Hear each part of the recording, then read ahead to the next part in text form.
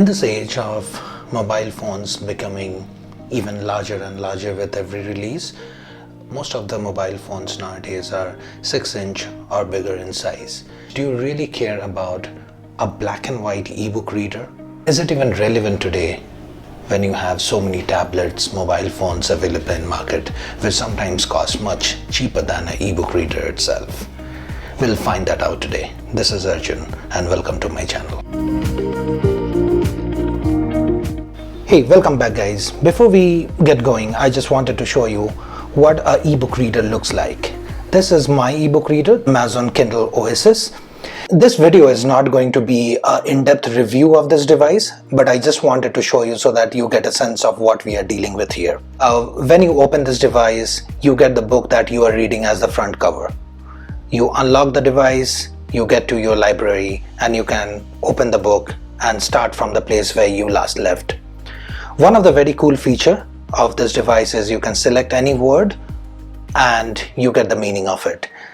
This is very helpful when younger ones in home is reading a book and they don't know the meaning of a word. They don't need to reach out to you to know the meaning. They can simply click on the word and get the meaning. This is a very, very useful feature that I feel. Apart from this, navigating between pages is typically like you do on a tablet. You just swipe left, swipe right. It has a touch screen. They do also have buttons. Not all devices will have these buttons. This one has a physical button by which you can navigate between pages as well. One more feature I just wanted to touch upon is you do have a dark mode, which is very helpful when you are reading at night. So this is even more soothing to your eyes whenever you are reading at night and you don't want too much light coming out from the device. This is your standard library. You can go to Kindle store, and this is the ecosystem where you can download the books that you want. You can get sample like the one which I'm using now. Regarding the front light, you can adjust it. It can go high, it can go low. When it's set to its kind of medium zone, looks very much like a printed book, printed paper, and this is the closest experience that you will get to an actual paperback book when you are on the digital platform. I've been owning this device for like 3 years, but my first Kindle was bought back in 2013. So I've been using Kindle since last 8 years now. And I do feel like even with the evolving of tablets, mobile phones, this device or the ebook reader is still relevant in today's age. Let's get back to the video and talk more about that. On a Kindle, you will not be able to watch a video. You will not be able to surf your favorite websites. You won't be able to install Facebook, Twitter, etc. etc.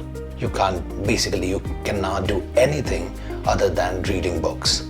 Then why will you even buy it? Why will you even consider buying it when you can do pretty much the same thing on your phone? Why does a dedicated device for reading book exist? Let's first get into that. The technology used to build the screen of the Kindle is very, very different from what you see in your phones. Your phones runs on a LCD screen or a liquid crystal display screen, which has high refresh rates. The light on those devices, either be a LCD screen or a AMOLED screen, comes straight to your face. So what happens is, on a long run, if you read books for a very long time, your eyes get strained. And those screens are really heavy in power consumption. So you will not get more than a day or two of backup from your mobile phone or your tablet if you're reading books. However, this device lasts for 2 weeks on one charge. How these e-readers stack against the LCD screen mobiles and tablets? First and foremost, the screens are made in a way that it causes very little distraction from glare. Even if you are walking outdoors, reading books in a park or near the beach, you will never see that there are any glares coming out from the screen.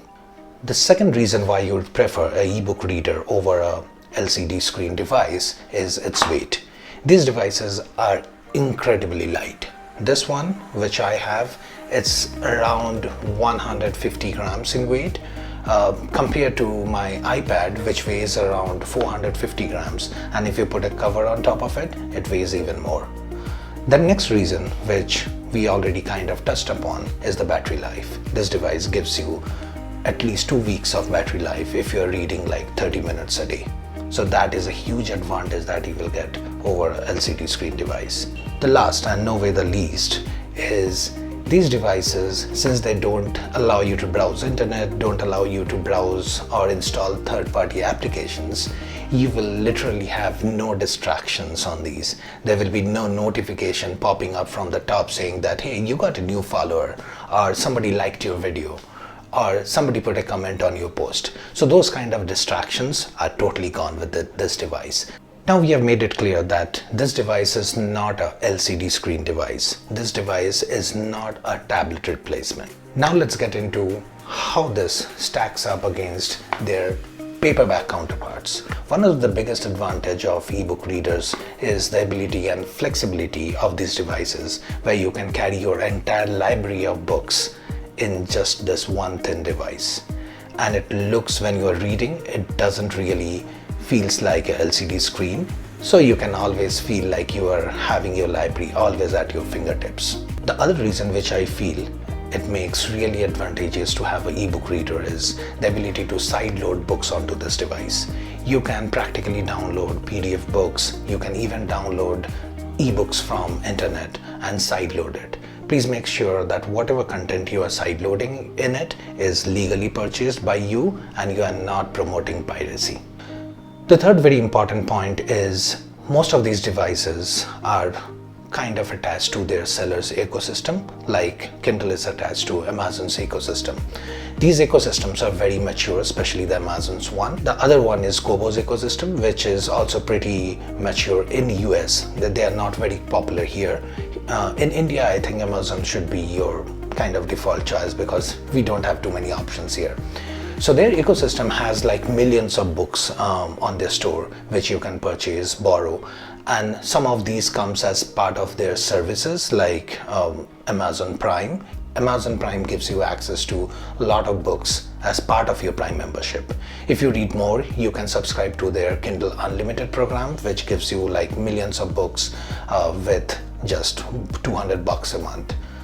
Another feature which I like a lot especially on Amazon, is they allow you to download sample of books before you actually commit buying the book. So you can read the sample for a couple of days. They give like the first chapter of the book as part of the sample. You can read the sample and see whether the story really fits into your genre or not. If you don't like it, you don't need to buy that book. But in paperback book, you need to read reviews, and really in a story you cannot read like 1 or 2 chapters and then decide, right? It becomes troublesome. Next feature which I like a lot is the ability to download or read books whenever you want, right?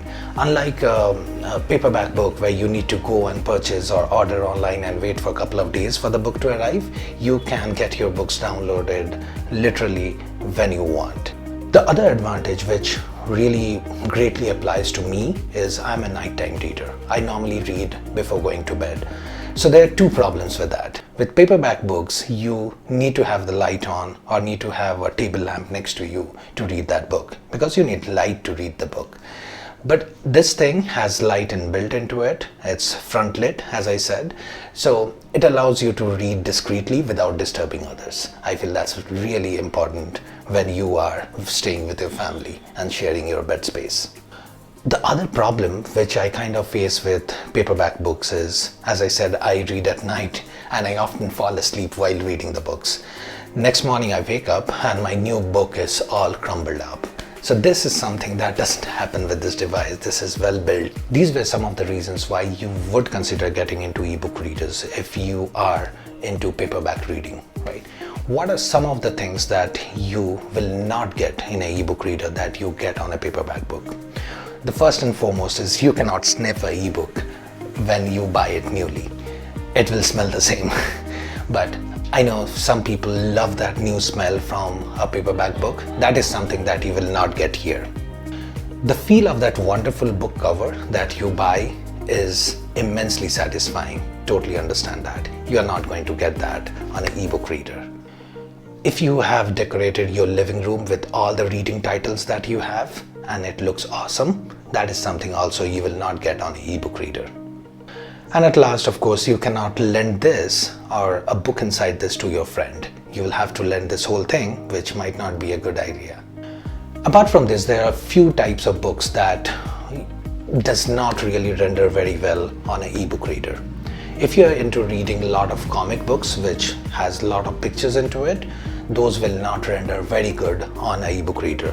One, because of the screen size. Second is a lot of images moving around requires a lot of refreshing, which again these type of screens are not suitable for.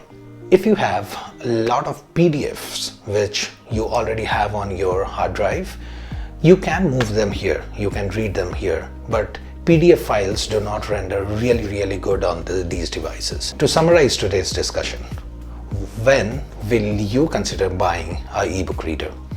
If you are an avid reader, read at least 1 or 2 novels every month, and you don't mind moving from a paperback book to an electronic version of it, absolutely ebook readers are a very good choice for you. If you read a lot of ebooks on your LCD screens, on your mobile phones, and feel that you are getting strained in your eyes and your hands, definitely consider buying one of these ebook readers that's worth the money spent. If you travel and carry a lot of books with you, which sometimes fills up your baggage, please consider moving to an electronic book reader, because that you can have hundreds of books onto just one device. And last, and of course, you need to be able to spend around 8 to 10,000 rupees on an ebook reader. If you are willing to do that amount of investment onto ebook readers, that's something of a buying decision that you will have to take before moving to ebook reader. When you should avoid buying ebook readers, or you should stay to the platform you are on. You are an occasional reader. You read one book every 2 months or 3 months. You are not an avid reader. Stay where you are. There's no point spending so much to get something that you will not use on a daily basis. You absolutely love the look and feel of a paperback book. If that is the case, Kindle is not for you, or any other ebook readers are not for you. Stay where you are.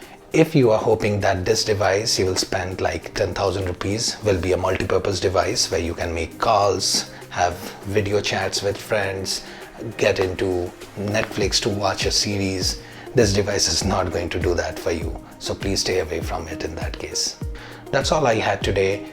I hope this was helpful to you. Let me know in my comments if you want an in-depth review of a Kindle device, because that's the only device I have. I would be happy to do that. If you have stayed back so long and this video was useful to you, please consider subscribing to my channel and put a thumbs up to this video. That would be really helpful. Until next time, goodbye. Stay safe.